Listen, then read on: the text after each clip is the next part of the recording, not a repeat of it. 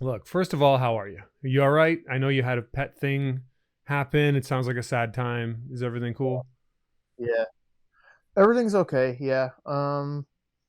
We lost a dear furry friend of ours. When I met my wife 17 years ago, she had come to Montreal from Fredericton with this little cat named Lloyd Christmas, Oh, classic. uh, who was a girl. But yeah, I'm allergic to cats, so when we moved in together, one of April's close friends who she was living with kept Lloyd, and we've been, you know, still close to Lloyd through the years. But she was nearly 20, and Wow. that's pretty old. So, For and she cats, that's just was serious. really, yeah, she was pretty sick, and we had to like put her down. So Well, I'm sorry, man. That that's why sucks. we had to reschedule this. Yeah, Yeah. No, no, yeah, I feel that saying that happened to our cat, not that recently, but 20 years. Well, you must have taken perfect care because they don't usually make it much past 15, so 20 is like long, long, long. yeah. Lloyd was tough, and she had a life full of love, you know. So I think that's a good recipe for longevity. Yeah. Well, all right. Sorry again. I hope that you're all right. No And sorry to worries. bring it up again today. I guess Yeah, it's no, like, it's hey, all why don't we good. start on a super sad note? But it's life. It's life. It's part of it. I think that's the Yeah, hard thing. Like even for us, we after we lost our cat, we didn't get a new cat. Like we were almost nervous to get another animal because it just does hurt a lot. When you've had to yeah. you care about them and stuff. So I don't know. I don't know how you deal with that stuff or deal with struggle or deal with pain. Man, loss is a part of life, and it sucks. But if you have like when Lloyd went, there was a bunch of us all there together, and we helped her out and out of this world, and we helped ourselves. excuse me, deal with it in the moment. So that's how you do it. Like it's inevitable. Yeah, no, it's true.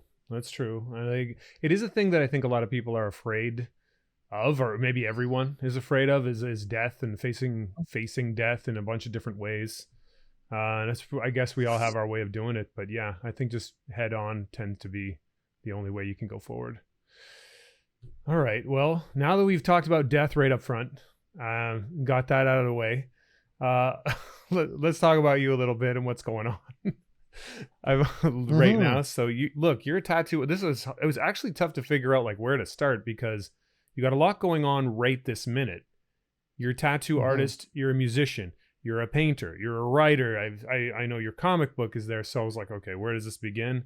I guess probably starting the band Cell Press. Yep. Album Caged is coming out on March the 8th, and I know that you have I guess it's the launch events on February the 24th. It's at Sound Hmm. Central 4486 Yeah. Colonial in Montreal, 7 o'clock Yeah. ish. Yeah. Yeah. Okay, It's a record store. It's not a show venue, so we're gonna so get in there and get it done before noise complaints come in. okay, so it's like pretty early. You're going through it, and you're with Noom. Is that it, or are they going to be there too? Or Yes. Yeah. oh, They're a great local post rock, post punk band that we enjoy, and they're gonna bless us with the performance as well. So that's wicked. And you have you as far as I know, you have physical versions of the album that if people come to this, they can have like vinyl cassettes. Like, how did that all come about? well, we are fortunate to know some people who have some really cool indie labels who have worked with us in one capacity or another through the years. Ancient Temple Recordings is one of them. My friend Scott from St. John, New Brunswick, that area, and he's in a band called Anthesis, and he's been putting out records for my bands and other bands that we know for years. and that was sort of a no-brainer. He, him and I are friends, so we talk about what we're doing. So he was like wanted to help out, and um, so that's like for Canadians, you can get it through them. And then there's an American label called The Ghost is Clear, and an old friend of mine named Bobby from a band called Canyons in Kansas City is the one who's launching that with The Ghost is Clear. And he used to do shows for my other band, The Great Sabatini, like whenever we'd roll through Missouri in the past. And he was a big champion of that band. And I was like, hey, we got this other thing. And like, he liked the record, so he's helping us out. Oh, And that's then there's my friend Lee from Winnipeg and No List Records is putting it out on tape. oh, that's crazy. So like friends, like Yes, in yeah, short, just like exactly. awesome friends, really cool people, record labels. Oh, this is It's all cool. about the history that we have with those people, and their awesome commitment to marginal underground stuff. That's wicked. So, okay. First of all, and tell me where you are right now. I see like a major you're in like your record room. I see Skeletor. I see Yeah, yeah. turntables. Like what's happening? This is my office at home. It's just where I hang out and I work on stuff. I draw in here. I listen to records. I have my records, my book, a lot of my books, not all of them, toys that I have. I just sort of put together this. I have like I collect I Skeletors. see like four at Uh, least. yeah, there's probably, I don't know, 15 of them up there, Oh, various snap. different Yeah. iterations. And Snake Mountain, I set that up a couple weeks ago, just out of boredom. I was like, I want to rearrange this a little bit, and I had a bunch of that stuff was just in storage, so I just pulled it out and set it up as something fun to do. And That's wicked. Like yeah, when did you start collecting Skeletors? a few years back, And why, I guess you is know, the next question. well, I'm 44 years old, so when the Masters of the Universe toys were coming out in the early 80s, that was I was the target demographic. Legit. I was that age, and some of my earliest memories are like ripping open that box and seeing the blue skin and the like neon yellow face and the smells of it, like and it kind of blew my mind when I was a kid. And yeah, I loved it. It's I loved that, and it was sort of it's sort of nostalgia at this point, but I started getting into collecting toys, and I didn't. There was no rhyme or reason. I was just sort of I'd go to a toy fair and be like, "Oh, I remember this," and I'd grab this and that, and some things that I never had when I was a kid that I always wanted, I grabbed, and eventually it sort of got to this point where I was like, I want to just collect Skeletor, you know? All right. It just went that way. No, I get how that Yeah, goes. I have a bunch of Teenage Mutant Ninja Turtles up over here because that was a nice. thing. And Yeah. yeah, even right now, my wife and I started recently painting miniatures, like the way Hmm. the D&D miniatures are, and we ended up going kind of crazy. We made our own games, and we started doing the sculpting for like out of foam and stuff like this, and painting that, like turning it into landscapes and rocks. And we made this big stone temple kind of thing. And I was like, I think I'm doing this because I always wanted the big castle Grayskull. I Hmm. wanted these things, but I could never, we didn't have enough money for the bigger ones. Like I could have the toy, I could have He-Man or I could have Beast-Man or something, but I could never have the accessories. And so I was like, yeah, Yeah. I think that's where this is coming from. So I feel that. It's fun. It's a cool hobby to have, the painting the miniatures or collecting things. And I think every collector needs to have sort of you kind of make up your own uh rules or like guidelines for like how you're going to collect, what you're going to collect. And like I said, I started collecting toys just randomly, and it just got to a point where I need to focus on something here so that like when I go to a toy fair or I go to a store, like I'm looking for, I can focus on something. So it was like Skeletor seemed to make sense to me because I and for whatever reason when I was a child, I have a brother who's 2 years younger than me. My parents always bought him the good guys and me the bad guys. I don't know what they were trying to say, but What? Okay, that's a little rough. yeah. But at the same time, I guess So is that who you connected with the most? Like ultimately, like was it Skeletor? The You told me you saw his blue skin, his face. Is that what it was? Well, I think it just to me, it's about the colors and the synesthesia of it, all the smells and all that, like of these like petrochemical products, like these like Yeah, shiny, squeaky plastic things, brand new. They have a certain smell, and like it just all of it sort of like wove its way into my brain. And the bad guys always seem to have a cooler colors, and I connect to that. I gotcha. I usually like the bad guys in things as well. They tend to be the more compelling characters too. Like I'm a writer. I've written some comic books and of my own, just my own underground stuff, and Nice. it's it. You know, the so-called bad characters, I guess, or bad guys, if you want, tend to have the more interesting story, and it's a lot of times why I think we have an anti-hero most of the time lately, since like the 80s in comic books. Like everybody's dealing with Hmm. something dark because it's just compelling. But I think I get it. I think I get it. You know what? I probably shouldn't get into this too much. I just got super interested in the in the skeleton, skeleton. Excuse me, Skeletor. I'm thinking, yeah, He Man. You know, so I've definitely got that going on in my head. But here's Yeah. here's the story with this. I wanted we were talking about music, and we were talking about um Cell Press, and we were talking about Cage. So I did want you to tell me a little bit more about how you made the album, how this thing all came about. You know, what were you thinking? What was going on? And you know, why Caged? You know, Cage sounds, you know, it's got its connotations, I guess. So, you know, what was going on there? Yeah, I should note, it's actually cages, Cages. I'm so but sorry. no worries at all. Um, It's even but written yeah, here. I it's have it. I should have looked at my notes. It says Cages, and I was like, I'm calling it Cage. I do this all the time. Your Yeah, brain sort of sees the shape of a word, and that's it kind of fills in the blanks for you. So I autofilled it yeah, for sure. I do this all the time. Yeah. So, but I mean, it's really this. It could have been caged. Like it's really just about the that idea of That's nice of you, man. from That's kind of you. Like, you know, it could have been Cage. Like, it's effing not Cage. It's Cages, everybody. The Cell Press, it Cages. is. I'm a Yeah. professional. This is what it is. No, you're doing a great job.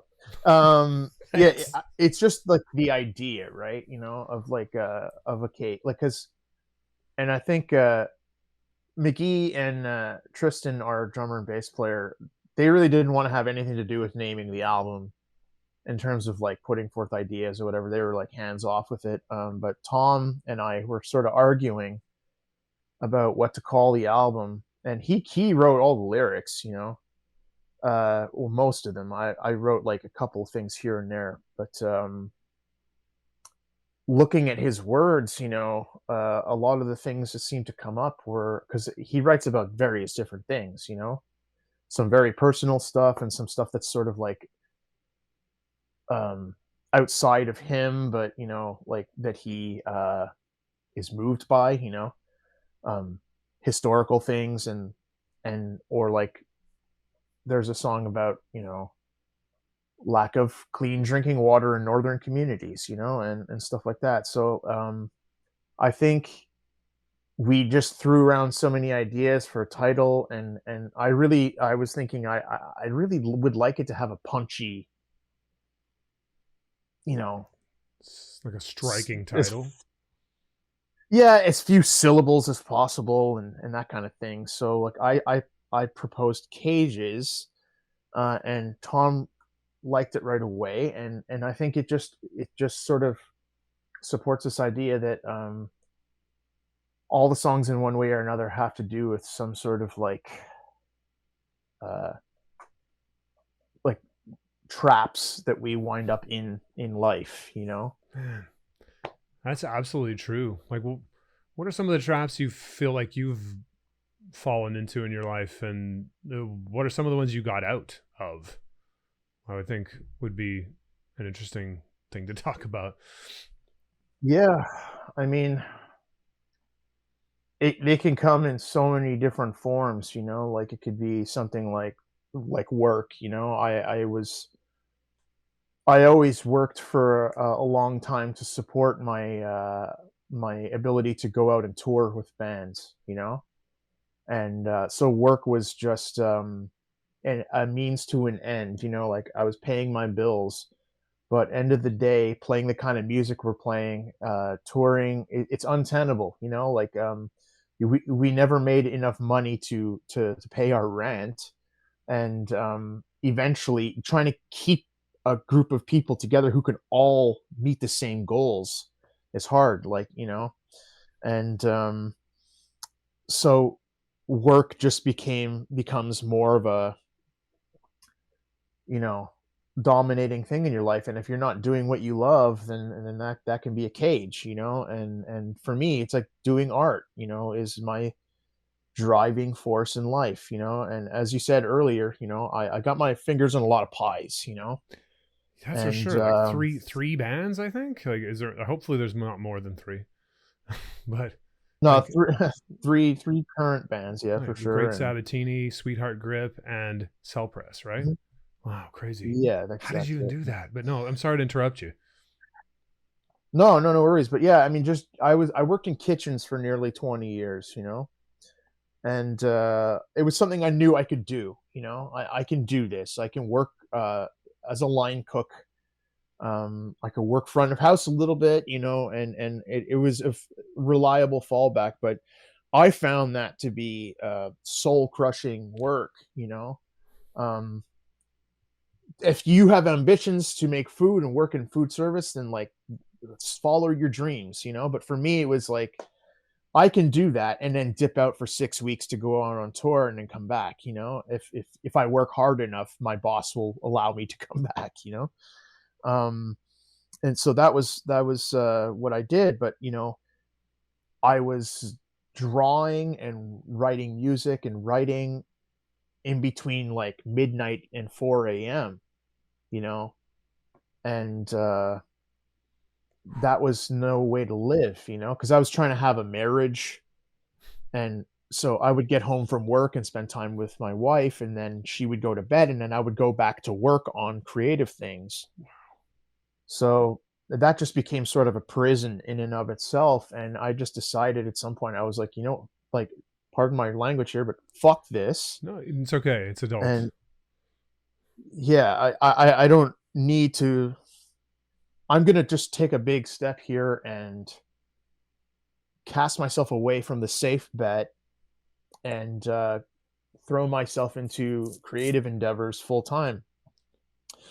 My wife was very supportive of this, and I did that, and that eventually led me to tattooing, which is great because that actually um, is something that I love to do that is financially viable. You know, Dude, and I know that so you just recently celebrated your 13th anniversary tattooing now. So I guess this was a while back yeah, where you found your way to it. I guess since you're, it sounds hmm like there's maybe a bit of a story there. Like, it's, this is something I think a lot of people don't um know about, like, or it's not really talked about because it's maybe a bit more flashy to just be like, you know what, go after your dreams, but they don't talk about the part where you have to like let go of the safe thing, and you have to now yeah, be kind of in trouble. Things don't really work out. You've jumped and you're falling, and the parachute doesn't just pop open right away. You kind of have to fiddle with it. So like, yeah. how did you find your way to tattooing? Well, when I did jump off initially, what I did was I made a plan. You know, I said, okay, months from now, I'm quitting restaurants, and I just put aside as much money as I could. So my goal was to have 6 months worth of rent paid by the time I quit. So I could find my way, you know. And I was going to be freelance illustrator, and be able to do music and all the other things I wanted to do as well. So that's what I did. And um, it's really hard to be a freelance artist. Um, yeah, Yep. and I learned that, you know. And it was, you know, okay, now I have 24 hours a day to dedicate to this, and it was still gruelingly hard. And I applied for I applied to be an illustrator for an inventor, which I found online, and that didn't work out. But like, it was like, okay, all right, this guy's he's claiming to be an inventor. An inventor. Uh, yeah, like I just picture some weird mad scientist at home, and he needs a guy to just to make because he was trying to patent things, so he needed like detailed drawings made of things. So I was like, but and I did an interview with him, and it didn't work out because I didn't have technical knowledge of some of the software that he wanted me to use. So I was like, yeah, that's fine. But like, you just never would have thought I would have applied for that, but you do because it's like I don't have any money. So um, yeah, Amazing. but at the time I was also touring a lot, so I made a little zine, that had a bunch of my artwork in it, and I would tour around North America, and I would just hand those out to bands. And that Wow. led to me doing a lot of illustrations, T-shirt designs, album cover artwork, posters, and stuff like that for bands around North America.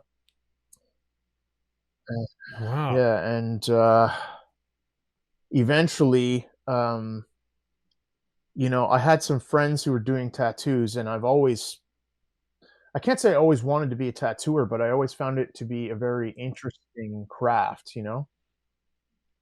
Okay. And some friends of mine who had come out, I met a friend of mine at a show, and he was a tattooer, and I told him I was interested in learning how to do tattoos, and he sort of brought me in to that world a little bit. So Oh, that's cool.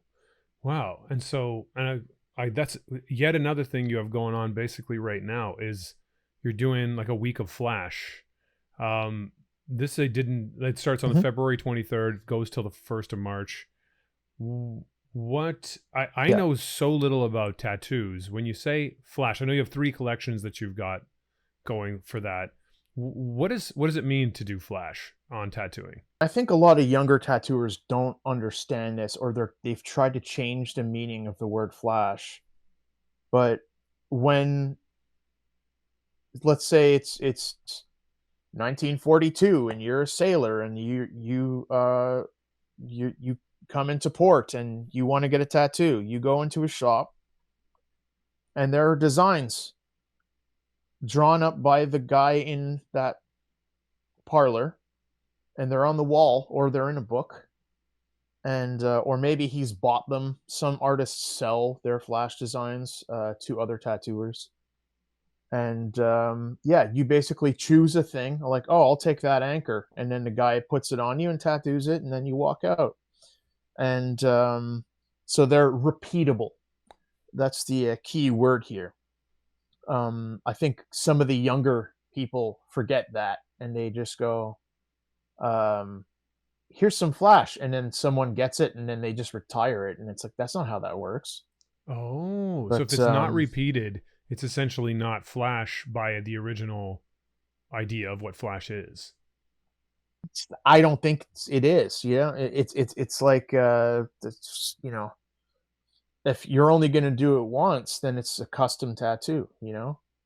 So Yeah. you know Okay. Well, it's like you did it once, and that's the only one of those that exists out there. But uh so yeah, I just I do custom work. um and I like doing flash because it's fun to draw, and it gives people options when they come in. They don't even Sometimes people just want a tattoo and they don't know what they want, so they say, do you have any flash? And I just show them all of my flash, and they're like, ooh, wow, I'll take this one. And then you're off to the races. So it's like, it's another way to make money as a tattooer, is to have designs on the ready for people to get when they walk in. And so I do them fairly regularly. I do sheets just to keep my creative juices flowing. And yeah, I just decided to sort of pick some of the ones that I know have been uh, well received by people in the past at conventions or at the shop, and some of the ones that I like personally, and just go, okay, these ones are 120 bucks, these ones are 200 bucks, and there's some little ones too that I have a special for those ones as well. So it's just like I just thought because it's been kind of slow in the industry at large for the last, I don't know, 9 months or so. Oh, really? Why do you think So that is? yeah, I think two reasons. I think I'm no economist here, but I'll hazard a guess, and I think it's you know we're in a recession, or there's inflation is out of control. Cost of living is crazy. Groceries are expensive, and it's proving that like people who've signed up for, some of my colleagues are booked for a year ahead of time, big projects, and it's like people who signed up a year ago to get like a sleeve started or a back piece started, they're backing out now because they can't afford it. Hmm. You know, it's not a great idea to spend $2,000 on a thing when you had to move and you're paying twice the rent and your car broke down, and it's like, so there's that A hierarchy of needs sort mixed of with situation. tattoos are a luxury, um, but also, especially since 2020, there's been an influx of tattooers, and people learning how to tattoo, and frankly, a lot of people who are not that serious about it who are doing it. So if you want to get a tattoo, and you start looking up your options, it's endless. There's a lot of people doing it, especially in big cities like Montreal. Okay.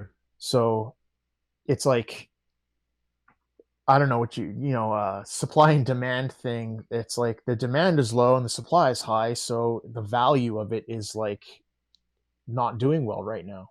Oh man, sorry to hear that though, but I mean it's been around for a while. It'll probably continue to be around for a while in some form or another, right? It's not like Yeah, we're worried about yeah. it fading away. As we've at, at, at least No. if we get back to a system where we're tattooing criminals, then then it'll keep coming. I'm getting by. I'm 13 years deep in this, and I ain't going anywhere. And it's not like I got nothing, but I'm also not trying to make less money. So Hmm. um, that's why I thought, because you got to be on your hustle. You got to figure out what's going to work for you, and like for me, what's working right now is me saying like, okay, 13 years celebrating, doing tattoos for 13 years here, like let's figure something out. And I was like, let's just take a week where I'll come in every day and do tattoos, And and somebody can it'll get a be piece like, of yours, you know? yeah, for a very competitive price. So Hell yeah. And that's the thing too. Your style, whenever I see it come up in one of the feeds, whether it's, Instagram or whatnot, if I see a tattoo, it pops up. I'm like, well, it's definitely Sean. You have a particular thank you. style. So if you want, I think if somebody wants a tattoo that's going to be, even if it's flash, I know it's repeatable, but it's unique and it is an art piece. It's not necessarily just something that anybody across, all tattoo studios is going to be able to give. So I think that's a big part of it. I always know that it's you. Your style. Is there, again, like I tell you, I'm quite ignorant when it comes to tattoos. I know a little bit about Irizumi in Japan, but otherwise, like the way Winnie the Pooh looks like he has on your shirt. Um, I know a little bit about that, but I don't Mhm. know much about it. So is there? Yeah, fucking awesome. God, and Canadian Canadian elbows somehow. Awesome. So, Yeah. but your particular style is is it derived from a style that has a particular name? Like where does it come from? I know that it's yours, but is it a particular type of tattooing or anything like that? Like what are the what are the inspirations, I guess, and what would this be called if there is a name for it? Um, I'm asked that from time to time. I really don't know how to answer that because there isn't. I just call it lowbrow because that's what I that's where I'm coming from. But I do a lot of black work. That doesn't really describe the style either. But I love to do color stuff too. But like I think in the last few years, the stuff that's resonated with people who are booking me more is black and gray stuff. So, but yeah, I feel like my philosophy towards the art of tattooing is really right now coming from the craft side of it, and just the way I apply a tattoo, and the way my strategy towards what tools I'm using, and how I'm applying it are for not so much because I have a voice in terms of my style of drawing. But I want to make a tattoo that's going to look good at the end of your life, hopefully many decades from now. Like, say if you live 70 more years, you know, the mortician's looking at your tattoos going like, that looks like it was done 10 years ago. Oh, And wicked. that's, there are practical hurdles to that because the canvas is human skin, which is changing all the time. Well, how do you approach that? Since it's that's what everyone always says. The thing, oh, don't get a tattoo if they're gonna try to tell you no, because when you're older, it's gonna look bad and da da da da. So how are you tackling that? Well, a couple things. Sorry. No, it's okay. This is um, real life. yeah. Uh, there's a I don't know what you call this, like there's a saying that I think is sort of my underlying philosophy here. The bold will hold.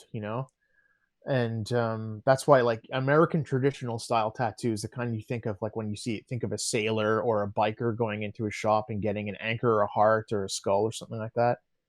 There's a reason for why that style looks the way it does, because or in the early days when they had tools and inks that were like not as effective as they are now, uh, they needed to sort of hone the sort of logic of how, like, what a tattoo looks like so that it's going to hold up over time. And bold lines and bold shading and color is part of that logic. You see it in Japanese tattooing as well. um it looks very different, but it's the same rudiments. It's like bold lines and bold, you know color. If you have too much light stuff, or too much dark stuff, it's like it's probably not going to hold up over time, because your skin is trying to get rid of those ink particles, and that, so everything kind of blooms a bit, and so, you know in my black and gray work, I only use black ink. I don't use gray washes, or I Oh, do sometimes to add a little bit of jazz to something, but it's got to stand up. And that's why I do this sort of machine dotted type of thing, because it's like you can get a lighter tone of gray, which is, it appears gray, but it's black dots. that's amazing. The And the dots black are dots aren't incredible. going. The that Thanks. it's Yeah. one of the things I like the most about your tattoos is the shading and just the many small details in terms of the dots. It reminds me kind of old storybooks from, I don't know if it's 1800s or something like that. Some Mhm. of the illustrations they had where there was a lot of little detail in the shading and the dots. Um, I don't know that it has anything to do with that, but that's what it reminds me of anyway. Yeah, and I think, to me, it's also not as traumatic to a person's skin when you're just lightly working those dots in. Um, so it heals quicker, and it heals better. And I think, I mean, time will tell, but I think the tattoos that I've done, say 5 years ago, with this sort of stuff in mind, are still looking great. And yeah, I mean, I didn't invent any of these things. I just sort of looking at what I think works, and what I think is going to look good. I'm playing the long game here. Hmm. You know, so you know, I look at stuff like a lot of these Soviet era prison tattoos and stuff like that. I was going to ask you And about this is a that. guy. it's like people with like a head clipper and a guitar string put in the motor, and it's like it's one needle essentially, and they're doing these. They'll do like a realistic portrait of Stalin or something like that, and it's like, how are they doing that with one needle and ink that's essentially made out of soot and piss, you know? And I learned, I learned how they were doing that, and the work stands up, so it's like I'm trying to take this to what I think is the next logical conclusion of like, oh, I'm not using hair clippers, I'm using an actual tattoo machine, Fair enough. No piss, um probably. and no piss and sterile needles and better inks and conditions. I'm not tattooing anyone in a gulag, so That's I want it to look nice for forever. Speaking of that, I remember you posting just recently the illustrations from a gulag book that Hmm. you recently found, and I know that one of the things that struck you there was there's this image of it looked like soldiers speaking to women on the other side of barbed wire fences. What was it that struck you about that? Like, what was it about this book in general that was striking your curiosity that you wanted to post it and you wanted to show some of that? Well, I found that book in a used bookstore in NDG here, and I immediately scooped it up, and the illustrations are amazing. Um, but it's this guy named Danzig Baltaev, I think that's what his name was, and his father was in these gulags for being what they called an enemy of the people, which means you were suspected of having said something against Stalin or against communism. So they would torture you and imprison you. And later on, this guy became a guard in one of these gulags and saw all these things that had happened to his father and were happening to other people. And he drew them, to document them in secret, and it's horrifying. And the book is I find it very compelling, the illustrations to look at, but they're hard to look at because they depict like torture and human misery and violence. And that was the one image in the book that stood up because it wasn't it was inmates, it was because they would imprison entire families, and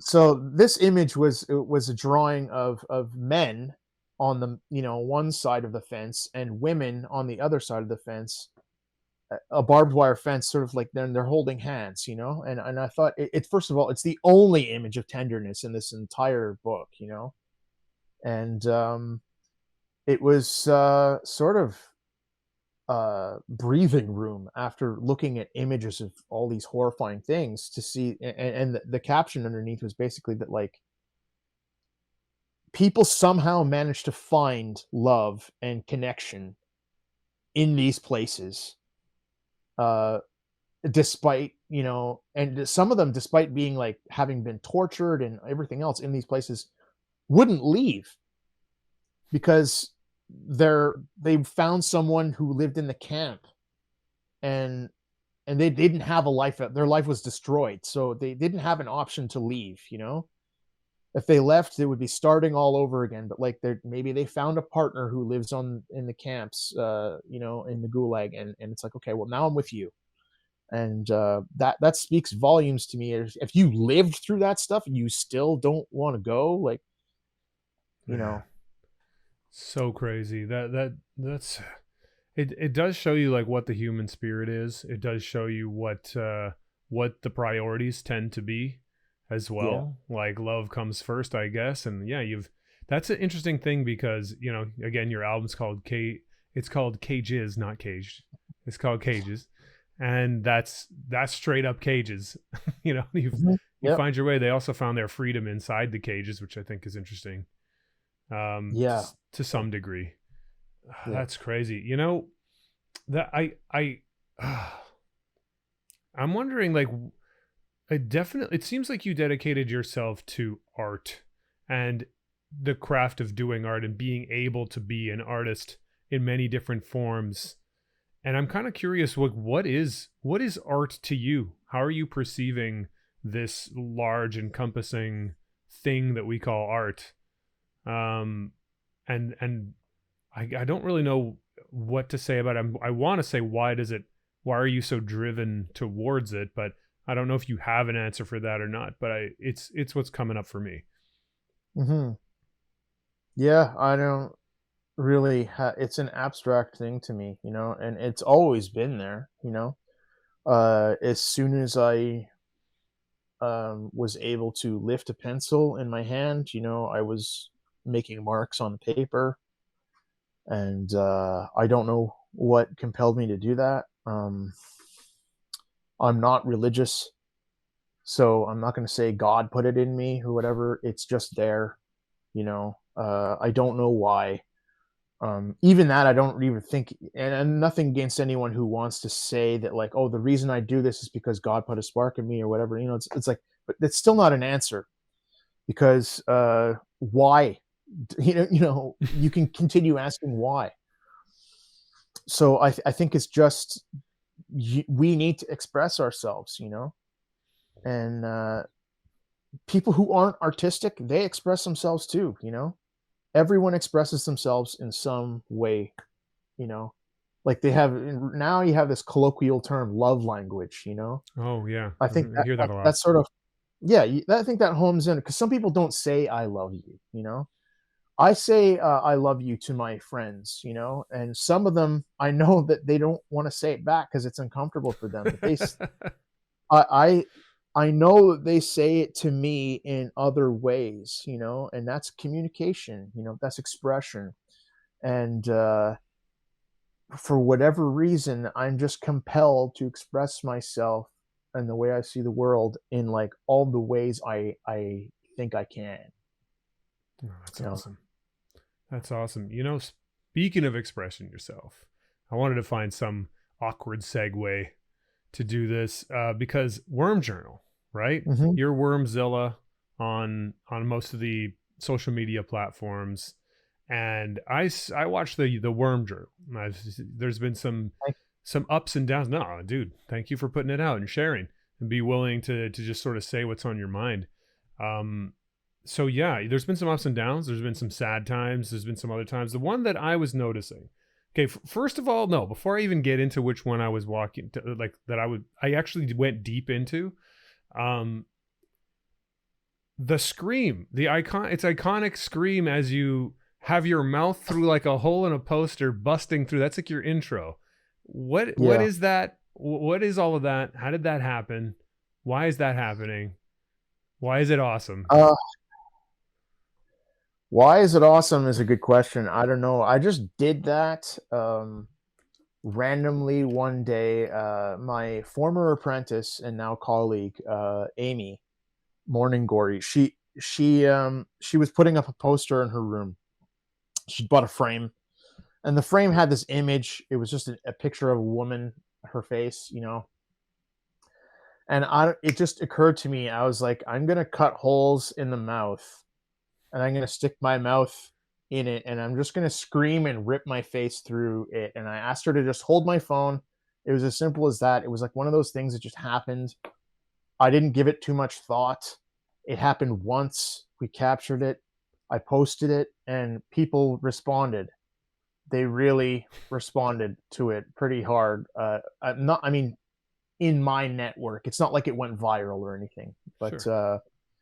and then I started receiving weird gifts, anonymous gifts with um, basically a still from that video of me, like, busting out of the poster. I received a mug, a T-shirt, a canvas print, and various other things. And then I took a picture of myself wearing the T-shirt, and someone sent me a T-shirt with a picture of that, and it just kept, generations of that just kept growing. Still don't know who sent me the stuff. So yeah, This is a weird scenario. I didn't expect yeah. that to happen, but it's awesome, dude. No, I watch it every time I see it, oftentimes because of the intro. And I'm just like, I always want to know, what's he even doing? How is there a hole in this thing? Why is he screaming? And then all the questions are unanswered. So that's what makes it so dope. I don't know. I think that's maybe what makes it awesome is there's no, I don't know. There's nothing for you to get. There's everything for you to get hooked and nothing, no answers. So I don't know. That's cool. I thought it was an interesting calling card to leave it as the intro stab to the whole thing. So Yeah. Okay. Let me tell you about the one I went in on though. Okay. Bridge over troubled water. mhm. Simon and Garfunkel.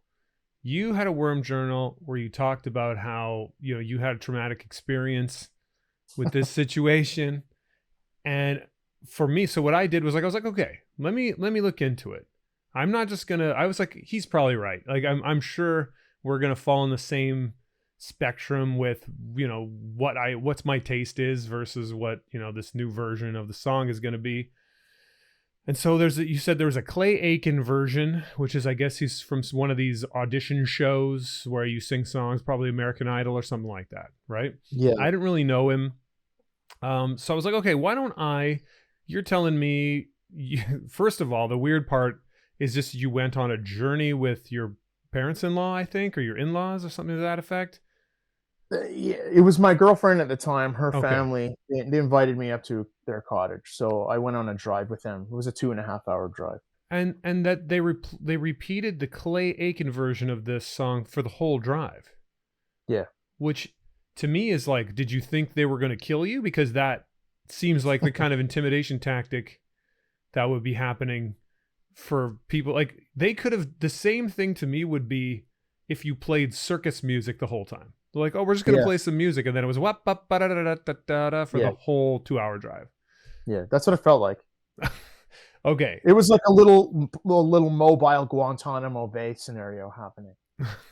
It's so crazy. So here's what I did. I went and listened to the original because I was like, I want to get this picture. I don't want to judge it right off because I'm the type of person who'd be like, yeah, he's probably right. That sucked. It's awful. I'm like, well, wait a minute.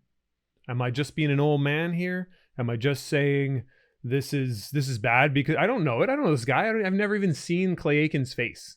So I said, I'll give it a shot. I listened to the original and I wrote this down. I said, the original song, after I finished listening to it, the original song is a song that you put on in the wee hours of the morning after a particularly hard night that may have come after a series of hard nights. And when the song is finished, you dry your tears, knowing that it's not just you. You're not alone. This has happened to other people. And this is just a song that builds and has just this depth of emotion that's incredible. Then I put on the Clay Aiken version, and it starts like this, a ba ba ba ba, with like trumpets, bro. And then a choir in the background randomly singing Bridge Over Troubled Water out of nowhere. I was like, this is rough. This is rough. You're 100% right.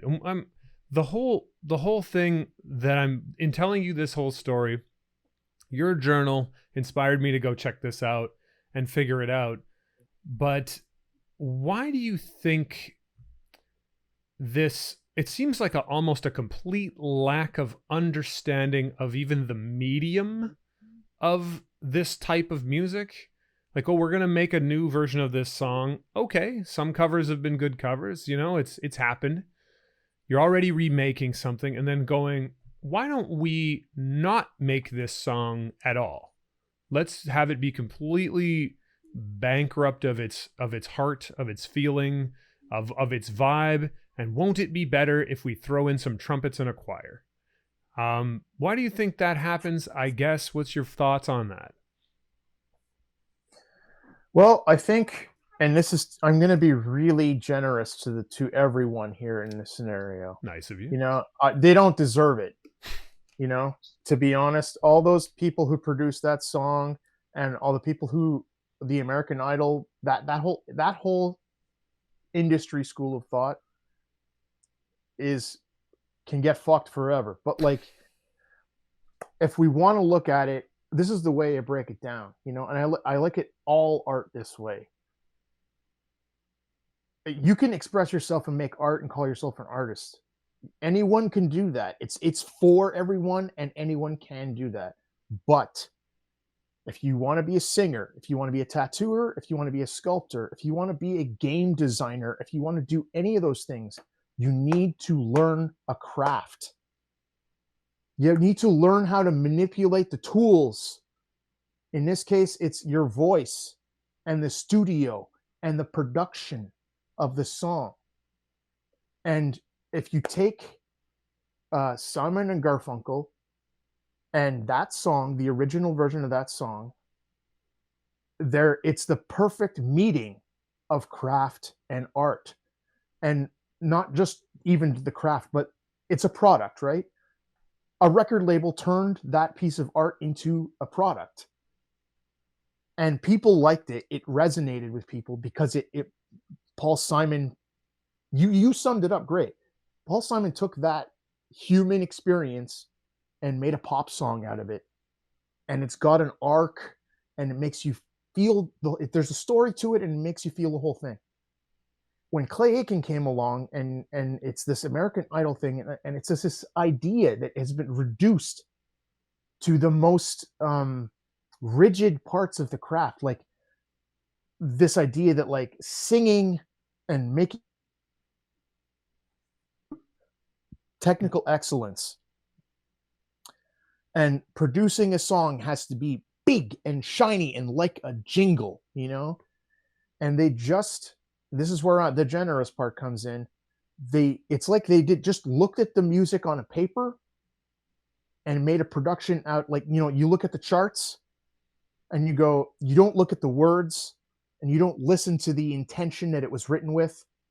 You just make a version of that song that's all about the technique and the craft. And Clay Aiken sings it note perfect, you know, like pitch perfect rather. And they make a big production out of it, and it's big and shiny and well produced, but it completely misses the point of the intent of the song, and it's completely devoid of emotion, you know. Man. They turned it into a commercial for like Rice Roni or some shit. Like it's just like it's just product. There's no artistic merit to it, in my opinion, at all. Man, I feel that quite a bit. It's a story I tell all the freaking time, but I'll tell it again. I once had a martial arts teacher where I was doing Japanese sword, right? And I was struggling to cut the distance. Like you're standing like this far away from each other, a distance away from each other, and in one movement you should be cutting the person's arm. That's like the movement of this particular form. And I was like, I feel like I'm 4 steps away from this person, but you have to do it in one. Mm-hmm. And the teacher was like, well, here's the thing. Stop thinking about the distance. Stop thinking about how many steps. Stop thinking about how you step. Think about cutting his arm. Your intention has to be to cut his arm. So try to cut his arm.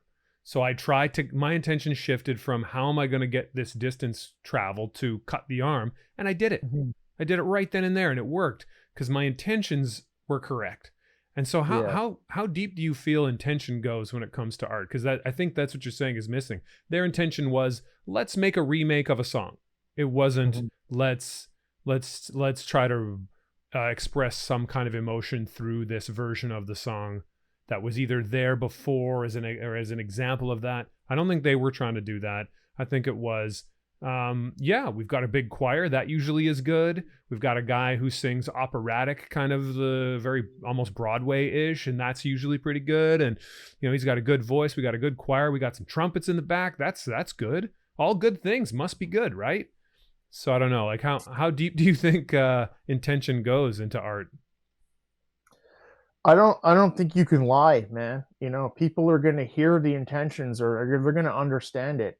Hopefully. I think the people that I was in that car with were completely unaware, that what they're listening to was, I mean, look, everyone is going to like what they're going to like. It's subjective, but I don't think those people had good taste, and especially I love the original song. I don't want to listen to it for 2 hours straight.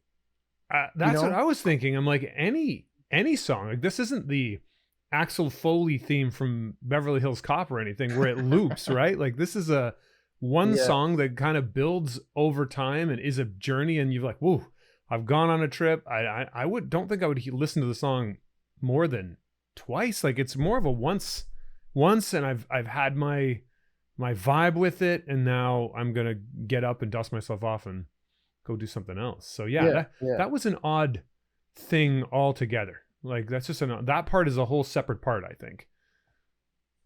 I mean, it should have been a red flag for me to get out of that relationship, but it took me another like year and a half to get out of it. But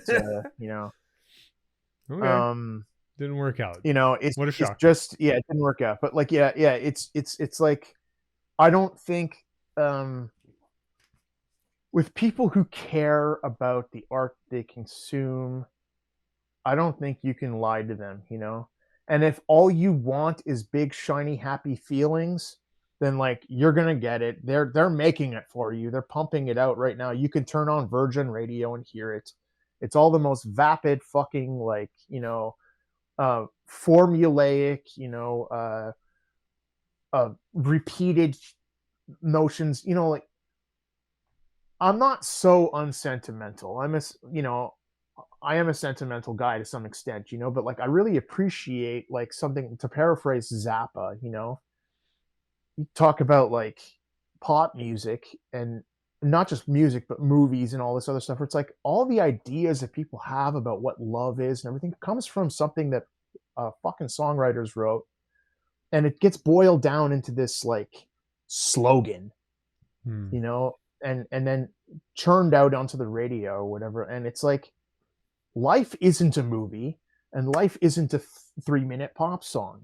It's complicated and there's nuance, and the nuance is just sort of shoved out at this point. If you take that as a 1970 and what up 2004 versions of the song. Yeah. Because that's 1970 version of the song, they were able to turn that into a product that did very well. But then 20, 30 years later, you have this version of it where it's just the intention was to make a product. Yeah. um I don't think there was any real artistry involved there, and everything becomes a tool. Like for example, those gospel choirs in that, I think you're taking a thing, you're appropriating a cultural thing and ramming it into it's like, you know what this needs, what'll make it sound sincere? Gospel. you know It's almost like liars trying to tell the truth. And like yeah, gospel's truthful, right? Let's get some of them in here. that resonates with people. Let's throw a gospel choir in there. That's what people like. Yeah. And then it doesn't really work. I mean, I guess it worked for some. I understand that there is a percentage of people who don't really care. And it's Yeah. I've seen that a lot on any kind of audition sort of situation where I feel like a lot of people don't see the difference between yelling and singing sometimes. Like a person will audition, they'll do a note very loud and they're able to hit like a high note or something, but it's a yell. And I'm kind of like, well, okay, that sounds abrasive to me, because you're struggling to try to hit this note or whatever, and it's not really, you're yelling, and there's just a bit of it. Not that yelling is wrong, like there's yelling and there's screaming and metal and stuff, but there's a particular craft to that too. But in this case, it's not really the vibe of the song. You're yelling, and I still see everyone stand up and clapping. I'm like, okay, so not everybody hears this. So just like the people in the car with you didn't hear, they didn't hear this, that this was maybe not the whole thing. I could see that you can be tricked. At the same time, I don't know how far that can go at this point. There's been so many remakes where everything looks really nice because you still got these amazing artists. You got these incredible illustrators. You got people that do all of the concept art. It looks incredible. But the actual, story just isn't there. The feeling, and it's because you're remaking something. You're not doing anything new. You're not trying to do anything new. You're just trying to, like you said, make a product. And Yeah. yeah, and not that there's anything wrong with it. Obviously, I'm sure you want to sell your album. Like you want people to pay for tattoos. I'm not crapping on that. I'd like at some point people to want to pay me to do this thing that I'm doing. So Yeah. I'm not against it. I'm not against it, but I do still want to see the end result be art, I guess. Is that a way Yeah. to put it? Yeah. I think it is. Yeah. I mean, like I said, I'm not shitting on product per se or pop music or whatever. The Beatles were pop music in their day. It's just songcraft. But I think, like I said, it used to be that A&R people would go out and find artists that they thought were great for whatever reason, and then give them the money to make their art, and then a separate group of people would figure out how to sell it. And That's it's awesome. very clearly distinguished. Okay, art, and then you make the art, and then we'll take that art and turn it into a thing that's manufactured and whatever. Now, like, people have to do that more for, like, I have to do that for myself. When we're selling a Cell Press album, we can't afford an ad agency or whatever. So it's like, I try to use social media to spin this to the audience in the way that I think the audience is going to appreciate it as a product. We sat and went through the whole artistic process of making it without thinking about it as a product. That's amazing. Well, I mean, and I think that's where that has to be. And it does make sense. I guess what's happening there is when the people who are the salesmen start to get involved and said, "Hey, look, this went really well. We sold this thing. Do that exact thing again. Let's do that Yeah. exact thing again." And they think that obviously, if this worked once, it's going to work twice, and that's probably where the intentions suddenly shift, and it's not. Well, make another Hey Jude, please, and just do that. That works. People love it, So Yeah. then it sort of fails. And they do that. I've never really dealt with galleries or anything like that, but I understand it's similar with galleries. Painters make a painting. Say they make a painting. Some guy makes a painting of some flowers, and they sell well, and then the gallery owner is like, "Okay, make more." And it's like, "But I'm not into flowers anymore. I'm into birds." And they're like, "I don't care. We sold the flowers. Make more flowers." And it's like, dealing with you're dealing with an artist. It's going to Yeah. follow their muse. So I think it's up to the artist to be like, "Fuck you. No, I'm going to do what I want." Yeah. Then somehow you're more respected, I think, that way anyway. Like, oh, Yeah. he's such an artist.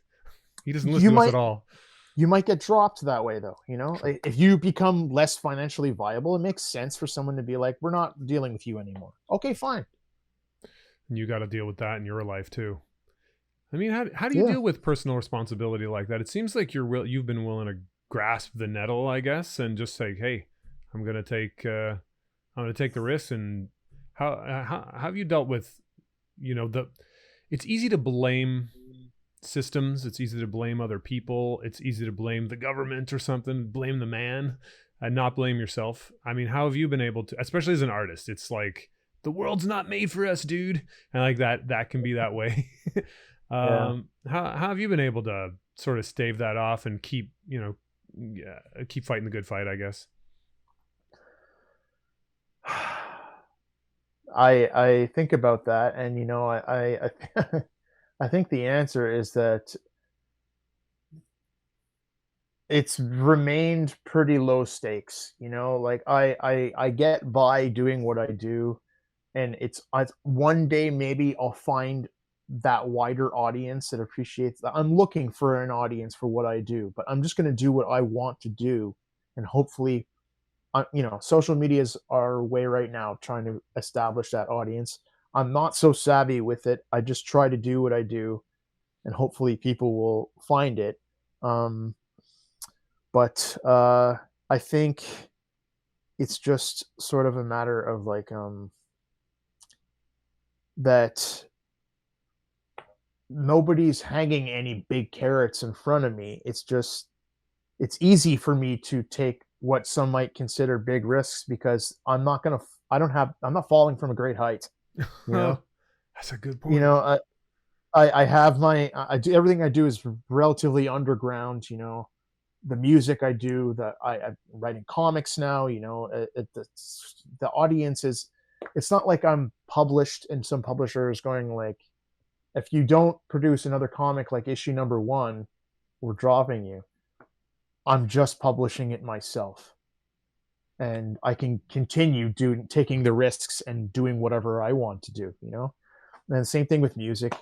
You know, we're not signed to a record contract. There's no deadlines. Um, so I can take the chances that I want to take, you know? That's wicked, dude. Well, I mean, I think that's a good lesson for a lot of people. Actually, it's a good lesson. I'm going to take that on because maybe the risks are not as big as we want to think they are. Sometimes with that, you're like, hey, it's not Mm-hmm. that high of a height. I don't have a lot going on this. I just have to survive, and I get to do what I want to do. So, maybe don't worry about it. Maybe try and not don't worry about it, because obviously you made a plan, like you told me earlier. You had 6 months to get yourself together. A lot of people don't do that. They just like, I'm quitting my job today. Like, oh damn, I don't have money today. So that Yeah. screws you over. But you just Yeah. mentioned the comic. I want to talk about that because I've been a big comic book fan my whole life. Like I said, a lot of the stories I've done, I decided to turn them into comics. And I have never sold a single comic that I got in my life. I still have every single one of them. I don't know. That's Nice. one of the things I collect, I guess. Even Mm-hmm. people have offered me sometimes for a couple of them. I was like some old Flash comics from that are like 15 cents or something. And they're like, oh, well, pay you a few $1,000s. Like, well, what's that going to do? I'd rather have the comics. Um, Mm-hmm. but we'll see. You never know. Maybe one day. I'm sure everyone has their price, but I have Yeah. never sold a single one. um, I wanted your comics utilitarian. And okay, the cover is like a kind of mutant freak with one tentacle arm. He's shooting himself through the back of the head with like a gag pistol, but the kind that shoots a flag, right? That shoots a thing out and the flag kind of rolls out. So, but yet he is shooting himself through the head with the spike that goes out, and the flag does come through. So it's, in a sense, he is shooting himself through the head, but yet it's a gag. So I'm like, I guess, is it fair to say that you have like an affinity for the absurd? Well, I think I do have an affinity for the absurd and uh, the things that are absurdist or whatever, you know. I like surrealism and that sort of thing. And honestly, sometimes right now with the way, you know, we live in an information age, and we're just being bombarded with stuff all day. And my only way to grapple with how insane and fucked up the world is to just reduce it to absurdity, because it's like sometimes I laugh at things that are sad and should make you mad, and what, you know, is just absurd. We live in this fucking world, and we have the means to be in accord with one another and with the planet, and we don't, you know.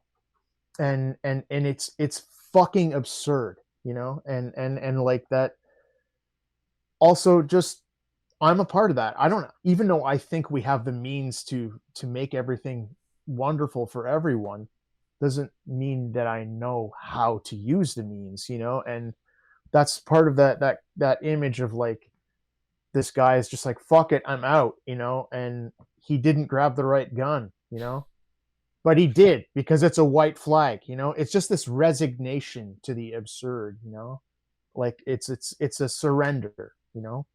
I noticed it was a And white flag. Like it didn't say bang or anything like that, like the classic joke, but it's a white flag that comes through. So the resignation yeah, to the absurdity of the entire situation. yeah, yeah, that's it. It's just, you know, and that futilitarian, that's what, you know, futilitarian comes, is just like a pragmatic approach to the futility of it all, and just being like, all right, you know, it's cool, whatever. Like, there's a resignation I'm trying to communicate on his face to the fact that he failed at giving up, you know. And That's sort of what I'm trying to say with that. That's amazing. It's amazing. And it looks like a really cool comic too. So I guess like people can get that too, right? Like they can find like that was Yeah. published and you're ready to go.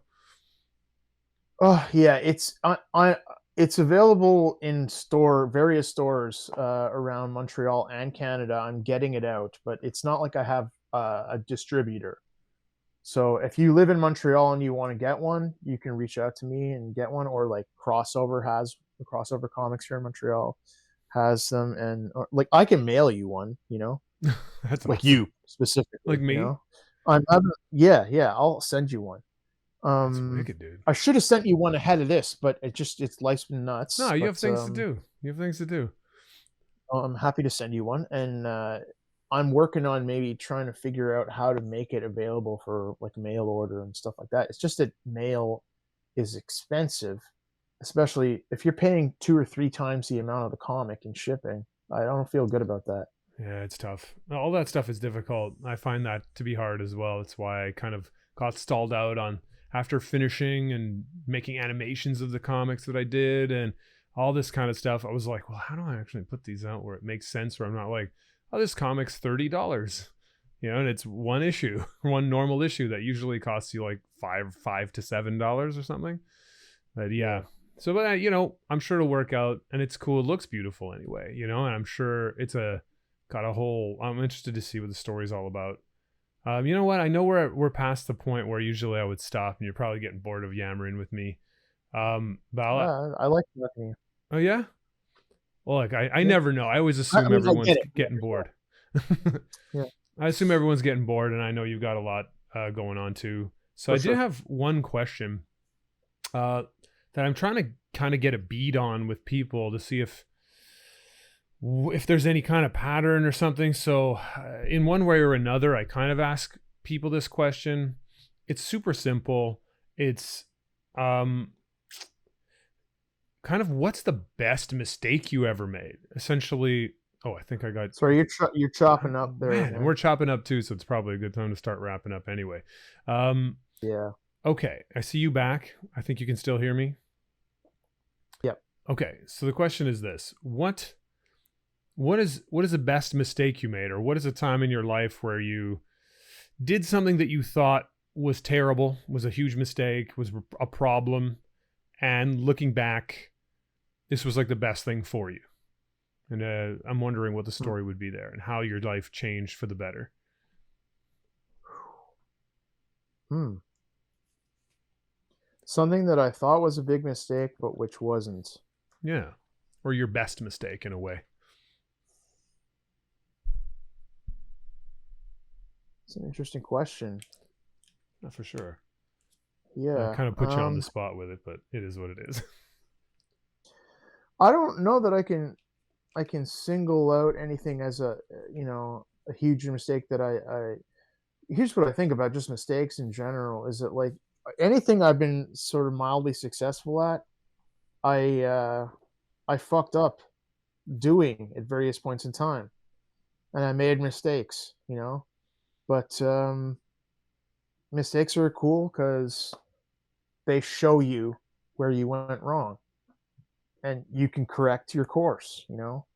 So yeah, I think everything that I've endeavored to do, I've managed to do, in terms of my artistic goals or personal goals. I met someone who was wonderful and I've been with for 17 years. And I had the mistakes that I made in relationships earlier allowed me to understand, like, don't fuck this up. Like, this is a really important person. And maybe I wouldn't have been able to recognize that had I not made relationship mistakes in the past. So, I just think, look at your mistakes honestly and see where you can avoid those the next time around. Look, thanks so much for coming. Thanks so much for sharing some of your perspective on things, and I hope that Thanks people. for having me. No, you're welcome. You're welcome. I hope that Yeah. people see the albums of the multiple bands and come and get tattoos. And yeah, that's pretty much it. So thanks again. I'm gonna hit the stop button on this one. So Awesome. thanks, Thank you man. very much, man.